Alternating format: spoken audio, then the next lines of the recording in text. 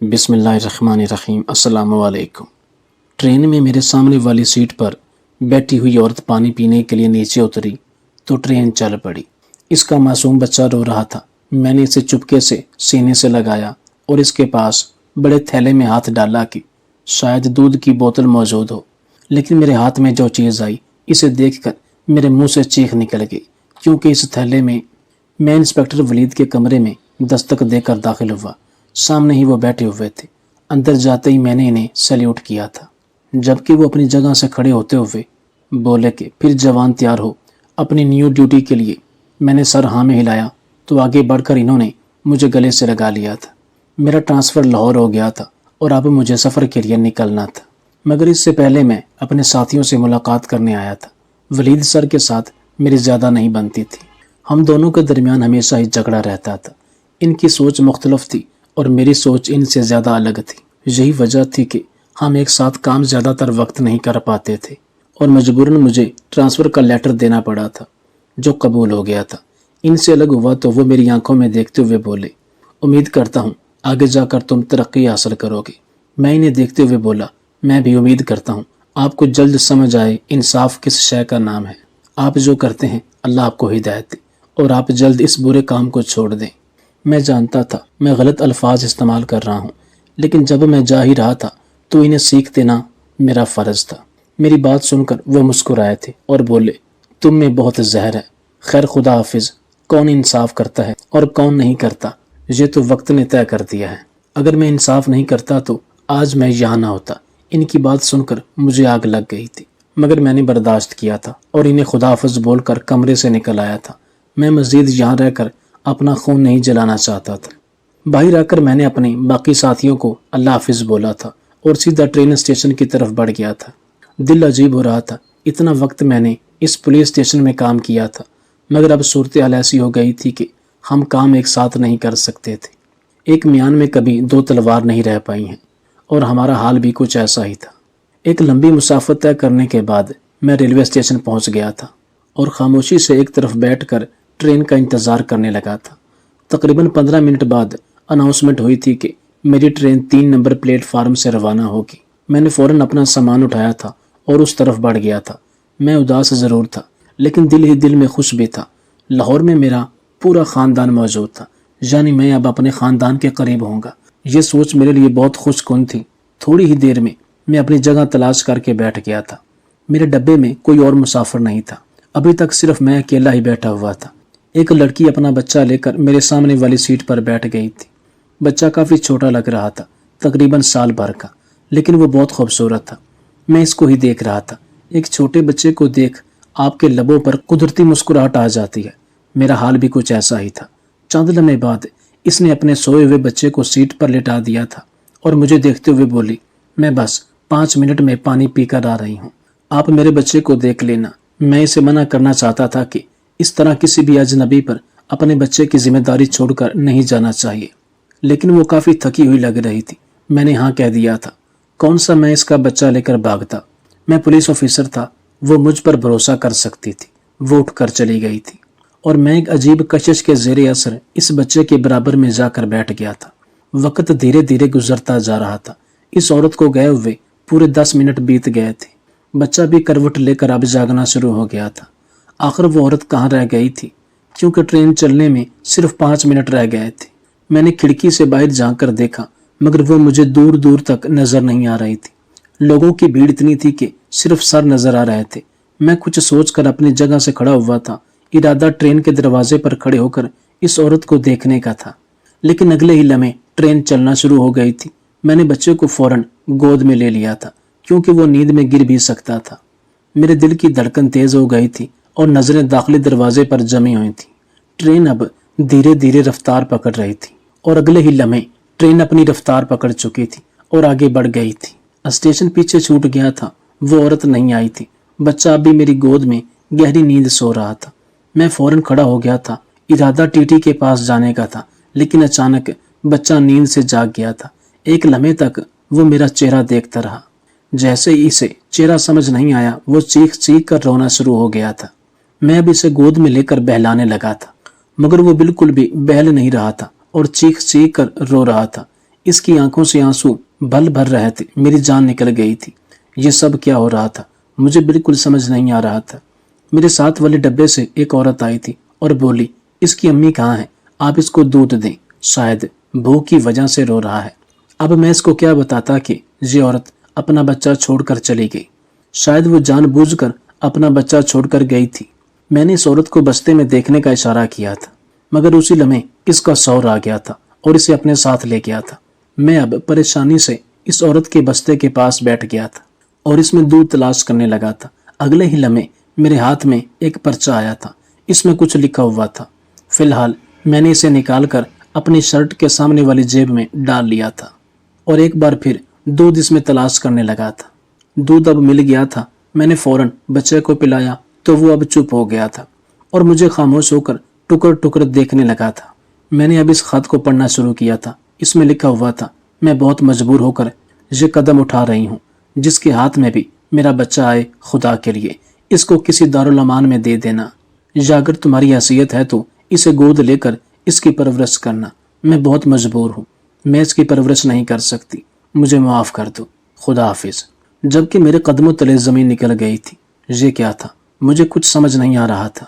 چند لمحے لگے تھے اور میں نے فیصلہ لے لیا تھا کہ بچے کو لے کر لاہور جاؤں گا، وہاں جا کر اس کی کمپلین کروں گا اور پھر جو فیصلہ قانون کا ہوگا اسی پر عمل کروں گا۔ وہ بچہ دودھ پی کر گہری نیند سو گیا تھا، جبکہ میرا حال عجیب ہو رہا تھا۔ مجھے اب شدید غصہ آنے لگا تھا۔ نہ جانے لوگ اپنے معصوم بچوں کے ساتھ اتنا بڑا ظلم کیسے کر لیتے ہیں۔ اگر تم انہیں پال نہیں سکتے تو پھر پیدا کیوں کرتے ہو؟ ان کے ساتھ اتنا بڑا ظلم کر کے حاصل کیا ہوتا ہے؟ ابھی میں یہی سوچ رہا تھا جب میرا موبائل فون بجنے لگا تھا۔ موبائل نکال کر دیکھا، سامنے میری ماں کا فون آ رہا تھا۔ میں نے کال ریسیو کی تھی۔ ابھی میں ہیلو کہتا جب دوسری طرف سے ان کی آواز سنائی دی، پورا گھر صاف ہو چکا ہے، کھانے کا انتظام کیا جا رہا ہے اور تمہاری خالہ کی بیٹی فوزیہ بھی آئی ہوئی ہے۔ گھر میں بہت خوشیاں ہیں، بس اب تم جلدی سے آ جاؤ۔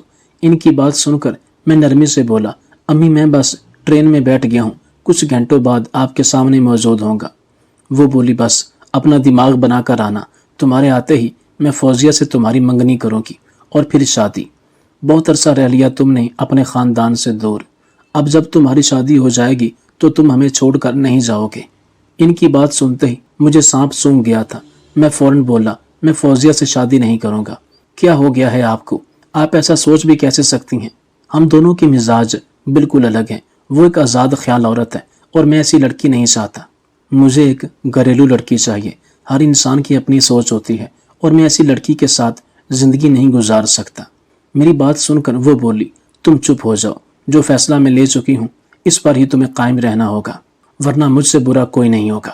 یہ کہہ کر انہوں نے غصے میں فون رکھ دیا تھا، جبکہ میں وہیں اپنا سر تھام چکا تھا۔ لاہور کی بجائے کراچی میں رہنے کو میں نے اسی لیے ترجیح دی تھی کہ میں امی کی پسند سے شادی نہیں کرنا چاہتا تھا۔ خاندان میں کوئی ایسی لڑکی نہیں تھی جو میرے معیار کی ہو، اور فوزیہ تو بالکل بھی نہیں۔ اس کی اپنی سگی ماں اسے پسند نہیں کرتی تھی، یعنی اس کا مطلب صاف تھا وہ لڑکی گھر بسانے والی نہیں تھی۔ مگر امی کی آنکھوں پر بانجی کی محبت کی پٹی بندھی ہوئی تھی۔ کچھ دیر تک میں خاموشی سے اس بچے کو دیکھتا رہا تھا اور پھر اچانک میرے دماغ میں ایک خیال ابھرا تھا، اگر میں جھوٹ کا سہارا لوں تو اس مصیبت سے میری جان چھوٹ سکتی ہے۔ بچے کو کسی دارالامان یا پولیس اسٹیشن لے جانے کی بجائے میں گھر لے جاتا ہوں اور سب کو یہ کہہ دوں گا کہ میں نے وہاں شادی کی تھی اور میری یہ اولاد ہے، بیوی نے مجھے چھوڑ دیا ہے، اسی لیے میں اپنا بچہ لے کر یہاں آیا ہوں، اور ویسے بھی مجھے وہ بچہ بہت اچھا لگ رہا تھا۔ اس کے ساتھ وقت گزارنے کا دل چاہ رہا تھا۔ یہ ذمہ داری بہت بڑی تھی لیکن میں لینا چاہتا تھا۔ مجھے معلوم تھا اگر میں نے پولیس میں کمپلین کی یا بچے کو دارالامان کے حوالے کیا تو بھی اس بچے کی زندگی خراب ہی ہوگی۔ اگر یہ میرے ساتھ رہا تو کم از کم میں اس کا مستقبل بنا دوں گا۔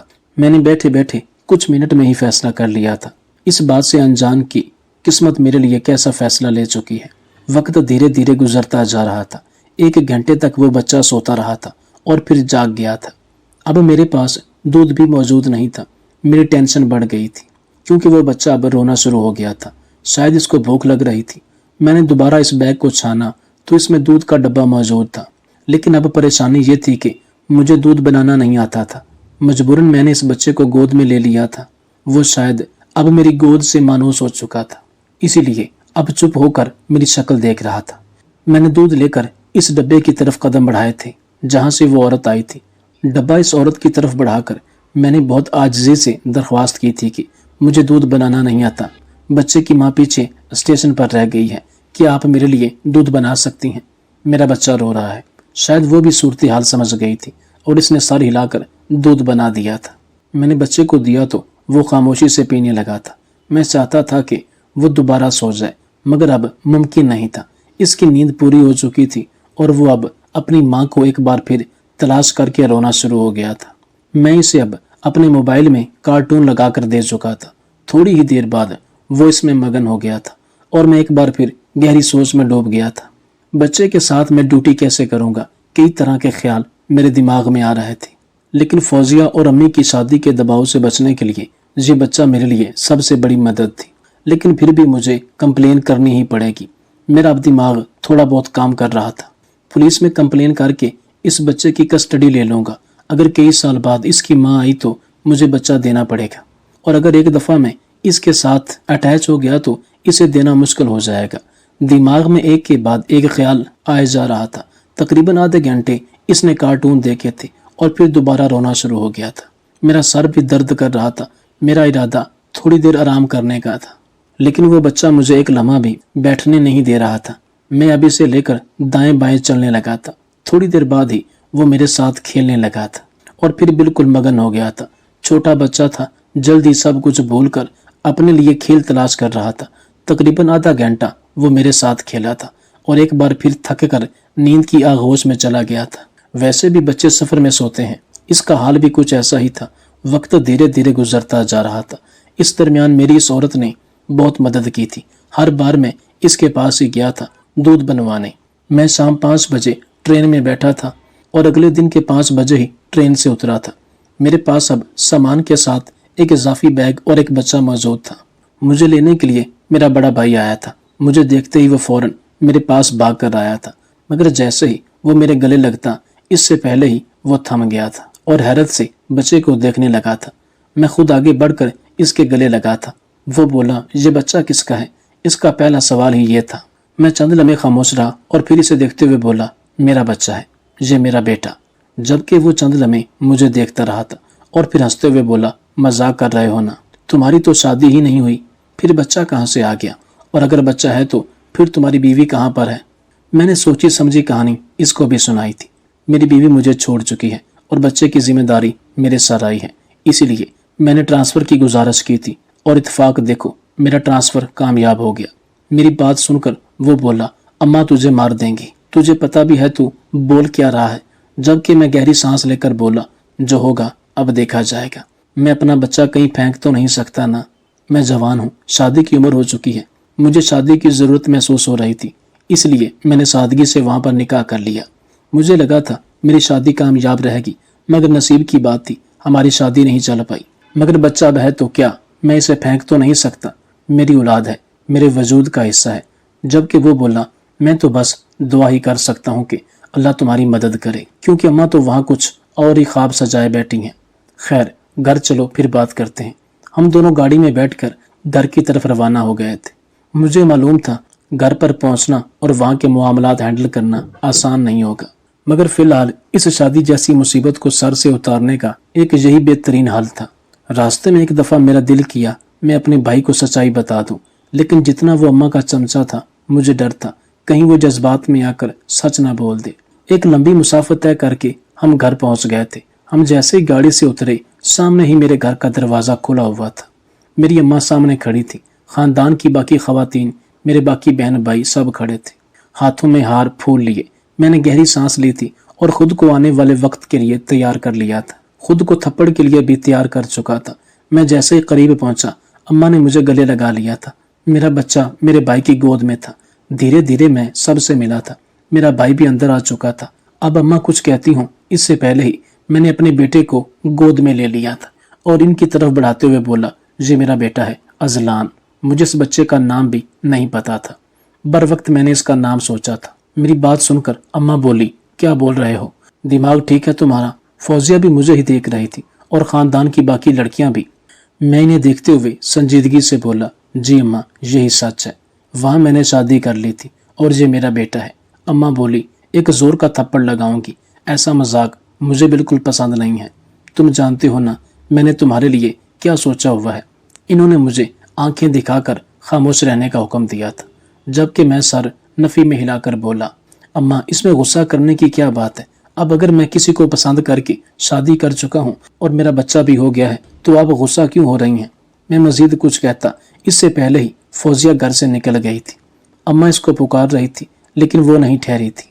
یقیناً اب خاندان میں ہنگامہ ہوگا۔ سب لوگ مجھے حیرت بھری نظروں سے دیکھ رہے تھے۔ فی الحال لوگوں کی نظروں سے بچنے کے لیے میں اندر چلا گیا تھا اور اپنے کمرے کے اندر بیٹھ گیا تھا۔ ساتھ ہی میں اپنی بہن کو حکم دیا تھا کہ میرے بچے کے لیے دودھ بنا دو۔ پہلے تو وہ مجھے گھورتی رہی تھی لیکن ایک معصوم بچے کا خیال کر کے دودھ بنانے چلی گئی تھی۔ اس کے بھی چھوٹے بچے تھے، اسی لیے مجھے بھروسہ تھا۔ ابھی میں بیٹھا ہی تھا جب اماں کمرے میں آئی تھی اور آتے ہی انہوں نے میری سوچ کے بالکل ٹھیک مطابق میرے منہ پر ایک زوردار تھپڑ مارا تھا اور میرا کان مروڑتے ہوئے بولی، کیا ہے یہ سب؟ تم کیا چاہ رہے ہو؟ مجھے بتا دو، میں تمہارے لیے فوزیہ کو پسند کر چکی ہوں اور تم ایک بچہ لے کر آئے ہو۔ میں نے اس لیے تمہیں کراچی بھیجا تھا، تم وہاں اپنی ڈیوٹی نبھانے کے لیے گئے تھے۔ یہ سب کیا تماشا ہے؟ ان کی بات سن کر میں گہری سانس لے کر بولا، اتنے سال بعد میں لوٹ کر آیا ہوں اور آپ میرا استقبال تھپڑ سے کر رہی ہیں۔ بیٹے سے زیادہ عزیز آپ کو آپ کی بہن کی بیٹی ہے۔ وہ بولی، تم مجھے زیادہ عزیز ہو لیکن میں یہ سب کیسے قبول کر لوں؟ اگر تمہارا بچہ ہے تو پھر بیوی کہاں پر ہے؟ اس سے بھی ملا دو، اور رہ کیا گیا ہے؟ ان کی بات سن کر میں بالکل سنجیدگی سے بولا تھا، وہ مجھے چھوڑ چکی ہے، یہی وجہ ہے کہ میں نے ٹرانسفر کی درخواست کی تھی۔ میں اب یہاں اس لیے آیا ہوں، کم از کم میرے بچے کا پراپر طریقے سے خیال رکھا جائے۔ ڈیوٹی کے چکر میں اس کا خیال نہیں رکھ پا رہا تھا۔ میری بات سن کر میری اماں اپنا سر تھام کر بیٹھ گئی تھی اور سر نفی میں ہلا کر بولی، مجھے یقین نہیں آ رہا کاشف تم ایسا کر سکتے ہو۔ تم میرے بچوں میں سب سے زیادہ سمجھدار اور لائق ہو، اس کے باوجود تم نے ایسا کیا۔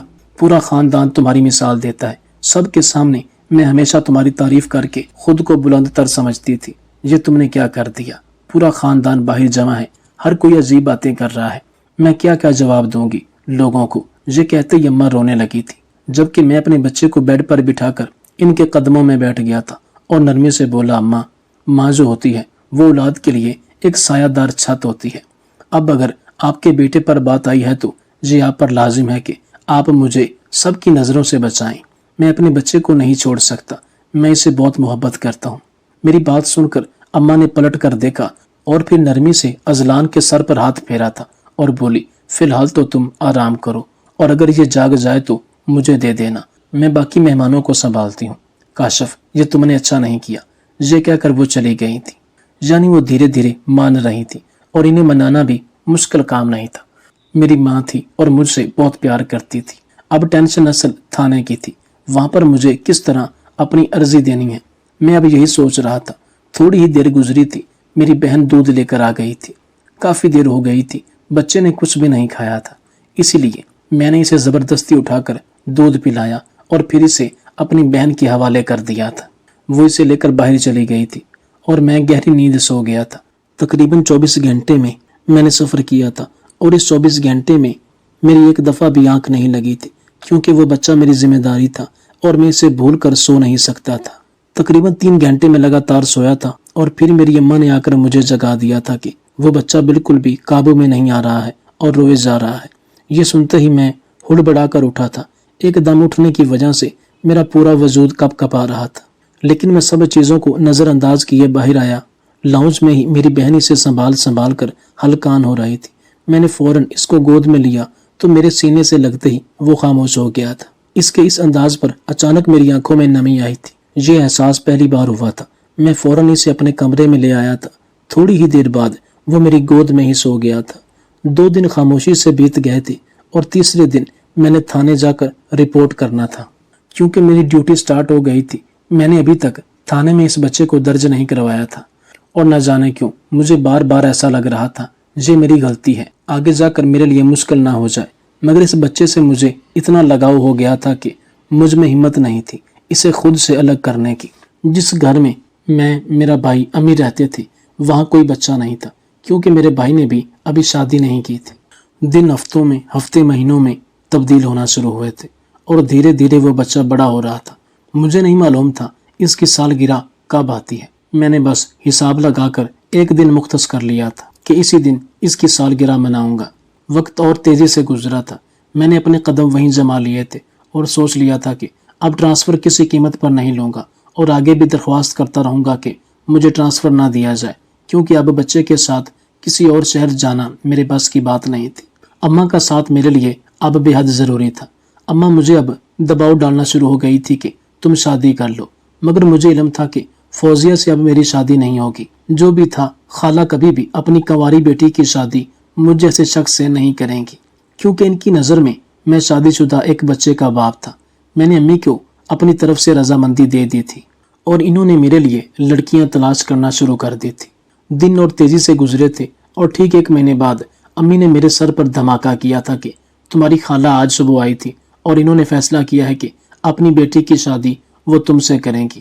یہ سن کر ایسا لگتا تھا جیسے میرے قدموں تلے زمین نکل چکی ہو۔ جس رشتے کو اپنے آپ سے دور رکھنے کے لیے میں نے اتنا بڑا جھوٹ کا سہارا لیا تھا، وہی رشتہ میرے گلے پڑ رہا تھا۔ میں نے امی کو سمجھانے کی کوشش کی کہ وہ لڑکی کنواری ہے، آپ میری شادی اس سے کیوں کروا رہی ہیں، یہ تو غلط ہے۔ مگر امی کا کہنا تھا کہ میں نے تمہاری خالہ سے بات کی تھی اور یہ ان کا فیصلہ ہے، اس میں میرا کوئی عمل دخل نہیں ہے۔ امی کی بات سن کر مجھے مجبوراً خاموش ہونا پڑا تھا۔ وقت اور تیزی سے گزرا تھا اور ٹھیک 2 مہینے بعد شادی کی تاریخ رکھ دی گئی تھی۔ میرے لاکھ جن جلانے کے باوجود میری شادی فوزیہ سے ہو گئی تھی اور وہ دلہن بن کر میرے گھر آ گئی تھی۔ وہ لڑکی مجھے بہت بری لگتی تھی، لیکن میں اس کے ساتھ غلط نہیں کرنا چاہتا تھا۔ اب وہ میری بیوی بن چکی تھی اور اب میں اس کے ساتھ اپنا رشتہ ایمانداری سے نبھانا چاہتا تھا۔ میرا بیٹا ہر رات میرے پاس ہی سوتا تھا۔ میں ڈیوٹی سے کتنا بھی تھکا ہوا ہوں، اس کو میں اپنے پاس ہی سلاتا تھا۔ اس کی خاطر بھلے مجھے پوری رات جاگنا پڑی، میں جاگتا تھا۔ لیکن آج فوزیہ کی اور میری خاص رات تھی، اسی لیے میں نے اپنے بچوں کو اپنی ماں کے حوالے کیا تھا۔ مجھے فوزیہ اتنی بری لگتی تھی، ایک لمحے کے لیے دل کیا اپنے بچے کو لے جا کر اس کی گود میں ڈال دوں، آج ہی جو اس پر یہ بات ظاہر کر دوں کہ تم سے زیادہ عزیز مجھے اذلان ہے۔ لیکن میں اتنا بے حس انسان نہیں تھا۔ آج میں کسی کے ساتھ غلط کروں گا، کل میرے آگے بھی اولاد ہے، اس کے ساتھ بھی ناانصافی ہوگی۔ اسی ایک خوف کے زیر اثر میں خاموشی سے کمرے میں گیا تھا، اس بات سے انجان کہ میرے لیے یہ لڑکی کتنی بڑی آزمائش بننے والی ہے۔ میں کمرے میں داخل ہوا، وہ دلہن بنی بیٹھی ہوئی تھی۔ نہ چاہتے ہوئے بھی میرے لبوں پر ہلکی مسکراہٹ آئی تھی اور میں نے خود کو ایک نئے سفر کے لیے تیار کر لیا تھا۔ میں جب اس کے قریب جا کر بیٹھا اور اس کا گھونگھٹ اٹھا کر سلام کیا، اگلے ہی لمحے وہ مجھے دیکھتے ہوئے بولی، یہ بچہ کس کا ہے؟ جھوٹ نہیں بولنا، میں تمہیں تم سے زیادہ جانتی ہوں، سچ سچ بتاؤ یہ بچہ کس کا ہے؟ میں اسے دیکھتے ہوئے بولا، دماغ خراب ہو گیا ہے تمہارا؟ آج ہماری شادی کی رات ہے اور تم کس طرح کی باتیں کر رہی ہو؟ جب میں اپنے بچے کو اس کمرے میں نہیں لایا تو اس کا ذکر کرنے کا مقصد کیا ہے؟ وہ بولی، ساری زندگی ماں بن کر میں اسے اب سنبھال لوں گی، مگر میں یہ جاننا چاہتی ہوں یہ بچہ کس کا ہے، کیونکہ مجھے یقین ہے یہ بچہ تمہارا نہیں ہے۔ اس کی بات سن کر میرے چہرے کی رنگت اڑ گئی تھی۔ میں اسی لیے فوزیہ سے شادی نہیں کرنا چاہتا تھا۔ وہ ضرورت سے زیادہ سمجھدار اور آزاد خیال لڑکی تھی۔ میں بولا، میرا ہی بچہ ہے، فضول باتیں مت کرو۔ میری بات سن کر وہ بولی، تو ٹھیک ہے، کل تم میرے ساتھ ہسپتال چلو گی اور تمہارا اور اذلان کا DNA ٹیسٹ ہوگا۔ اگر رپورٹ پازیٹیو آئی تو میں وعدہ کرتی ہوں اذلان کو اپنی اولاد سے زیادہ پیار کروں گی، لیکن اگر DNA رپورٹ درست نہیں آئی تو تمہیں سچ بتانا ہوگا۔ اس کے بعد میں فیصلہ کروں گی ہم اس بچے کے ساتھ رہیں گے یا نہیں۔ اس کی بات سن کر میں فوراً اپنی جگہ سے کھڑا ہو گیا تھا اور اسے دیکھتے ہوئے بولا، تم کون ہوتی ہو یہ فیصلہ کرنے والی کہ ہم اس کے ساتھ رہیں گے یا نہیں؟ میں فیصلہ کر چکا ہوں، اب وہ ساری زندگی میرے ساتھ رہے گا۔ یہ کہتے ہی میں ایک دم خاموش ہو گیا تھا، جبکہ وہ مسکرا کر بولی، تم فیصلہ کر چکے ہو، اگر تمہاری اولاد ہے تو اس میں فیصلہ کرنے والی بات کہاں سے آ گئی؟ یہ تو حقیقت ہے کہ تمہیں اب اس کے ساتھ رہنا ہی ہوگا، تو پھر اس بات کو لے کر فیصلہ کیوں کر رہے ہو؟ اس نے مجھے میری ہی باتوں میں الجھا کر سچ نکلوا لیا تھا۔ میں اس کے پاس بیٹھ گیا تھا۔ فوزیہ مزید بولی، بہتر ہوگا سچ بتا دو تاکہ آگے کی پلاننگ ہم سوچ سمجھ کر سکیں۔ میں تم سے بہت محبت کرتی ہوں، اگر آج میں تمہاری بیوی بنی ہوں تو صرف محبت کے ہاتھوں مجبور ہوگا، لیکن میں سچ جاننا چاہتی ہوں اور یہ ایک بیوی کا حق ہوتا ہے، تم مجھے میرے حق سے محروم نہیں کر سکتے۔ اس کی بات سن کر میں کچھ دیر خاموش رہا تھا اور پھر سر جھکا کر میں نے الف سے لے کر یہ تک اسے ساری کہانی بتا دی تھی، کس طرح وہ بچہ چھوڑ کر گئی، اور آج بھی وہ خط میرے پاس موجود ہے۔ دیکھو، اس میں اذلان کی کوئی غلطی نہیں ہے۔ اگر میں اسے دارالامان کے حوالے کروں گا، اس کا مستقبل برباد ہو جائے گا۔ اس کی پرورش کیسے ہوگی مجھے نہیں پتا، تو اس لیے میں چاہتا ہوں کہ اسے میں ہی پال کر بڑا کروں، اپنا نام دوں، یہ میرے نام سے جانا جائے۔ میری بات سن کر وہ بولی، ٹھیک ہے جذباتی ماتو، جیسا تمہیں ٹھیک لگے، مگر میرا مشورہ ہے اس کو ایک دفعہ کاغذی طور پر اپنے نام کر لو، کیونکہ اگر کل کو اس کی ماں آئی اور اسے واپس مانگا تب تم کیا کرو گے؟ تم پولیس آفیسر ہو، تم قانون کے خلاف نہیں جا سکتے۔ بعد میں یہ بچہ کہیں تمہارے لیے مشکل پیدا نہ کر دے۔ قانون کے رکھوالے ہو، تم قانون کے خلاف مت جاؤ، ورنہ یہ بچہ تمہارے لیے ایک بہت بڑی مصیبت بن جائے گا۔ اس کی بات بالکل ٹھیک تھی، یہ بات مجھے بھی سمجھ آ رہی تھی، لیکن مجھ میں ہمت نہیں ہو رہی تھی۔ رات کافی خوشگوار گزری تھی اور اگلے دن صبح اٹھتے ہی میں نے فیصلہ کر لیا تھا کہ فوزیہ ٹھیک کہہ رہی ہے۔ میں اس بچے کو لے کر پولیس اسٹیشن گیا تھا۔ تمام صورتحال میں نے اپنے بڑے افسر کے سامنے رکھی تھی اور ان کے سامنے یہ گزارش بھی کی تھی کہ اس بچے کی پوری کسٹڈی میں خود لینا چاہتا ہوں، یعنی میں اسے گود لینا چاہتا ہوں۔ پہلے تو وہ کافی غصہ ہوئے کہ جب ایسا حادثہ ہوا تھا تو میں اسی وقت ہمیں رپورٹ کرنا چاہیے تھا، لیکن پھر میرے جذبات دیکھ کر اور اس بچے کی میرے لیے محبت دیکھ انہوں نے فوراً ہی کاغذی کارروائی کروائی تھی اور اس بچے کو میرے حوالے کر دیا تھا۔ میں نے طے کیا تھا کہ اب خاندان میں بھی سچائی بتا دوں گا، لیکن میں جانتا تھا کہ اگر خاندان کو سچائی معلوم ہوئی، آگے جا کر میرے بیٹے کو بلا وجہ کی باتیں سنائی جائیں گی کہ وہ لے پالک ہے، اور میں نہیں چاہتا تھا کہ ایسا ہو۔ میں نے اس بات کا ذکر جب فوزیہ سے کیا تو اس نے مجھے منع کر دیا تھا کہ کوئی ضرورت نہیں ہے، پہلے ہی تمہاری اس حرکت کی وجہ سے لوگ تم سے ناراض ہیں، اور جب انہیں حقیقت پتہ چلے گی تو بلا وجہ اس بچے کو برا بھلا بولا جائے گا۔ ہم دونوں مل کر اس کی پرورش کریں گے۔ دن ہفتوں میں، ہفتے مہینوں میں، اور مہینے سال میں تبدیل ہونا شروع ہو گئے تھے۔ میری اور فوزیہ کی شادی کو 5 سال بیت گئے تھے، لیکن اللہ نے ہم دونوں کو اولاد نہیں دی تھی۔ ایسا کیوں ہو رہا تھا ہم سمجھ نہیں پا رہے تھے۔ 5 سال بعد فوزیہ نے فیصلہ کیا تھا کہ اب ہمیں علاج کروانا چاہیے۔ میری بھی خواہش تھی کہ میرا اپنا کوئی وجود اس دنیا میں آئے، اور جب ہم دونوں نے علاج کے لیے ڈاکٹر سے رابطہ کیا اور ہمارے ٹیسٹ ہوئے تو ایک ایسی خبر ہم دونوں کو ملی تھی کہ قدموں تلے زمین نکل گئی تھی۔ میں کبھی باپ نہیں بن سکتا تھا اور فوزیہ کبھی ماں نہیں بن سکتی تھی۔ آسمان سر پر گر گیا تھا، حالانکہ میں خود کو بہت تندرست محسوس کرتا تھا اور یہی عالم فوزیہ کا تھا۔ پھر ایسا کیوں ہوا یہ بات بالکل سمجھ نہیں آئی تھی، اور پھر ایک دن فوزیہ نے روتے ہوئے کہا تھا، یہ سب اللہ کا فیصلہ ہے، ہمارے ہاتھوں اذلان کی ایک بہترین پرورش ہونی ہے، اسی لیے اللہ تعالیٰ نے ہم دونوں کو اس صلاحیت سے محروم رکھا ہے۔ میں اب اذلان کو ہی اپنی اولاد سمجھ کر اس کی پرورش کر رہا ہوں، وہ اللہ تعلیم حاصل کر رہا ہے۔ میں نے اس عورت کو تلاش کرنے کی بہت کوشش کی کیونکہ میں سچ جاننا چاہتا تھا، آخر اس نے بچے کو میرے حوالے کیوں کیا تھا، لیکن بہت تلاش کرنے کے بعد بھی وہ مجھے نہیں ملی تھی۔ اب تو نہ جانے اس کی شکل و صورت کیسی ہو گئی ہوگی، میں نہیں جانتا، مگر اب میں اذلان کے ساتھ خوش ہوں، میری بیوی بھی خوش ہے، ہم دونوں اس کے ساتھ ایک بھرپور زندگی گزار رہے ہیں۔ گھر والوں کا بھی یہی کہنا ہے کہ اذلان تم دونوں کی زندگی میں تحفہ ہے، اور فوزیہ بھی یہی کہتی ہے۔ جیسا میں فوزیہ کو سمجھتا تھا کہ وہ بہت بے باک ہے، اس کے جیسی لڑکی میرے ساتھ نہیں چلے گی، مجھے اب سمجھ آتا ہے کہ اللہ تعالیٰ نے میرے لیے فوزیہ کو کیوں منتخب کیا تھا، کیونکہ اگر میری زندگی میں کوئی اور لڑکی آتی اور ڈاکٹر کے ذریعے اسے یہ پتہ چلتا کہ اس کا شوہر کبھی باپ نہیں بن سکتا تو وہ مجھے چھوڑ دیتی، مگر فوزیہ کے ساتھ بھی یہی مسئلہ تھا، ہم دونوں ایک دوسرے کو مکمل کرتے تھے۔ یہی وجہ تھی کہ آج بھی ہم ساتھ ہیں اور اذلان کی پرورش کر رہے ہیں۔